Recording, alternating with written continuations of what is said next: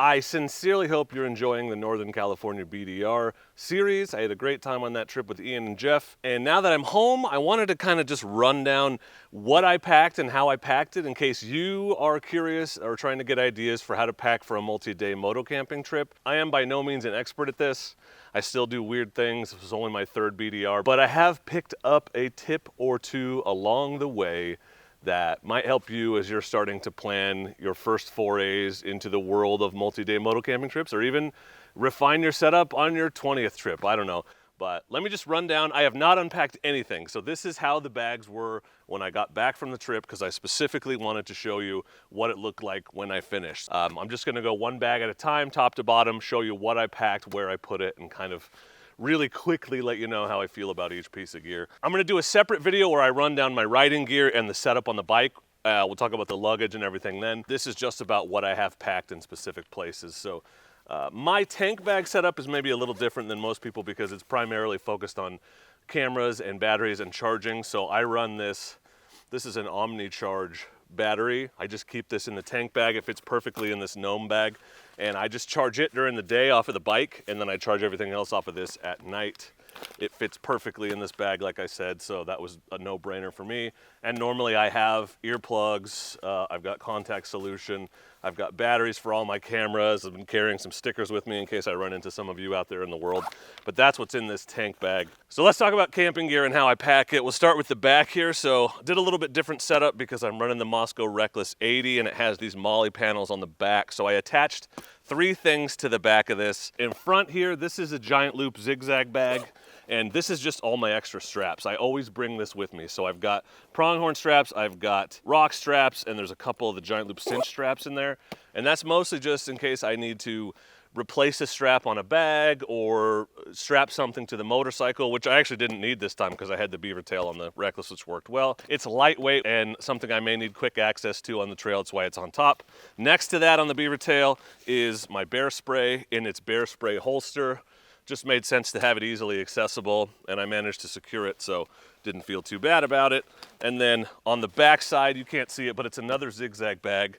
And inside this zigzag bag, I just had tripod/selfie stick for the camera, because I was trying to use the same camera on the helmet as I was off the bike, so I was just taking it off my helmet, sticking it on that, and I wanted it there for easy access, so I would actually film when the opportunity arose, instead of just deciding not to do it because I was tired and annoyed. So that's what's on the back of the Beaver tail. Let's pop the Beaver tail off, open it up, and let me tell you what's in here.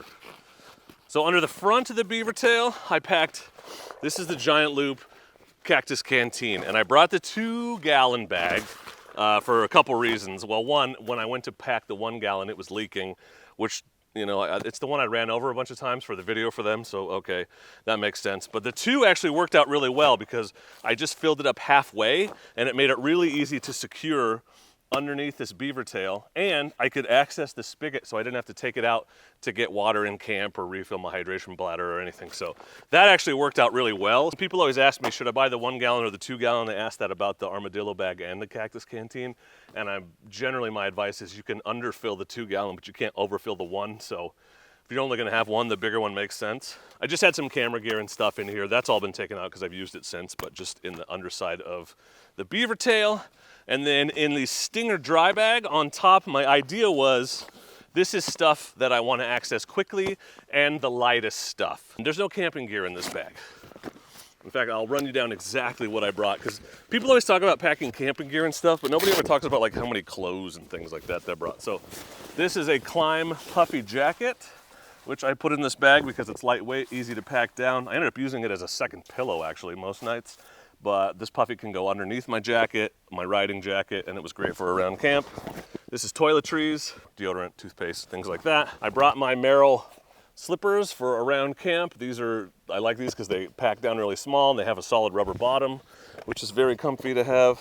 That's actually the pin lock out of my helmet I took out because it was annoying me. Oh, this is shredded. This is like an instant meal I bought one night thinking I was gonna eat it in camp, and I didn't. Extra pair of socks. I swapped these halfway through, and I did some sink laundry with these, so they're actually clean. But Yeah, I didn't end up needing to put them back on. This is a pair of shants, as Eddie calls them, but zip-off short pants, so I only just bring the one pair, so if I need shorts, I have them, and if I need pants, I have them. These are just for around camp. And I brought two extra t-shirts.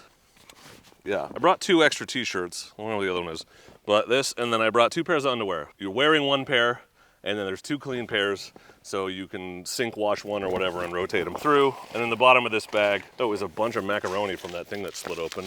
My extra peak meal that I didn't end up eating, extra bag of fuel, or that's a bag, extra canister of fuel. We don't eat that. Extra canister of fuel for the jet boil. Also works with a thermocell, which is why I brought that one.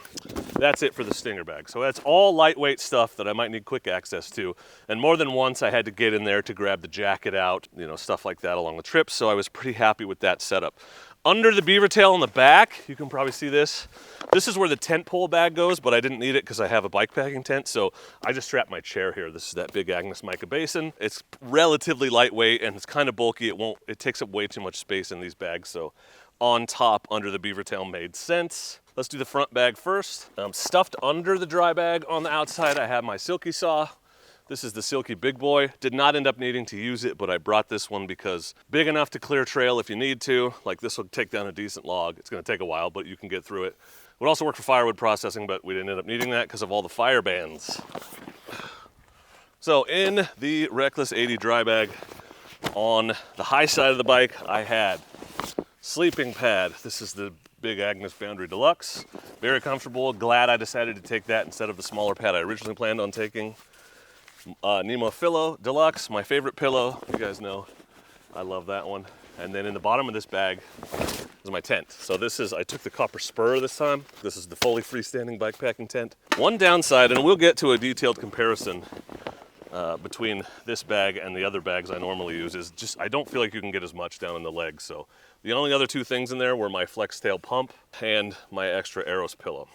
That's it. This is empty. In the Oxpox was my toolkit, my first aid kit, and my Fantic compressor in case we had to change a tire. We did end up needing to patch a tire, but everyone had a compressor, so I didn't have to get mine out. And there's a method to this madness. I try to get the heaviest stuff as low as possible on the bike, so that's why the tent and everything is in these bags. The toolkit is in the bags on the side and not up on top. It makes the bike a lot easier to handle, especially in the rough stuff, which there wasn't a ton on the NorCal BDR. So this is the other dry bag on the left side of the bike. This is my quilt, my Enlightened Equipment quilt. Packs down very small in this Sea to Summit compression sack. That was very comfortable, I was glad I had that.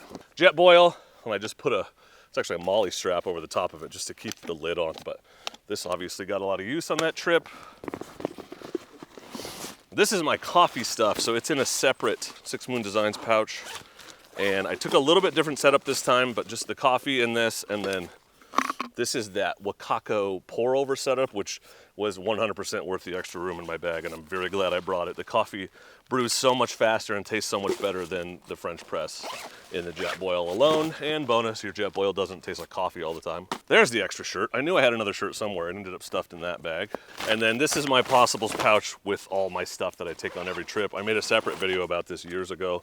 It hasn't really changed much, but thermocell, headlamp, my knife, I've got the nipple lamp in here, a poop trowel, some wipes, a sleep mask, some paracord, bug spray, just stuff that you take on just about every trip you're always going to want to have with you, a little towel. That's just ins and outs, incidentals, stuff like that. And then on the back side, I'm not going to pull it out, I'll just tell you, but in the Oxpox slot, I actually slid, sacrilege I know, a giant loop Possibles pouch that has my tire changing kit in it. So that's got some CO2 cartridges, an extra tube, because worst case I put a tube in one of these tubeless tires if it gets borked. Tire irons, all of that stuff. So that's it. I didn't take a ton of stuff. If you remember 2 years ago, I took 80 pounds of gear. I haven't weighed this, but my guess is it's around 30 pounds somewhere. So just took what I needed to get by and felt pretty good about it. All the bags and everything did well. I had no problems with this gear. I crashed the bike on it. Nothing was the worse for wear. So that's sort of what I packed and how I packed it for the NorCal BDR trip. And if you haven't yet, make sure that you're subscribed, because there are 6 episodes of that trip if you want to watch it start to finish. Had a great time with Ian, Big Rock Moto, and Jeff, ADV Agenda. And yeah, thanks for watching. I hope that helped, or at least gave you some idea of how you can pack stuff. There is a little bit of a method to the madness, but at the end of the day, you are really just stuffing stuff into bags and hoping to find the most efficient way to get it on the motorcycle so you can get going.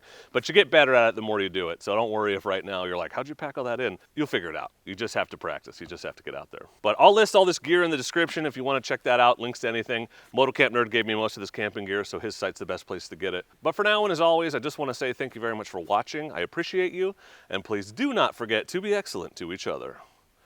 Thank you. Excellent! I'll put this on. That rain's coming down. Ew, it's dirty.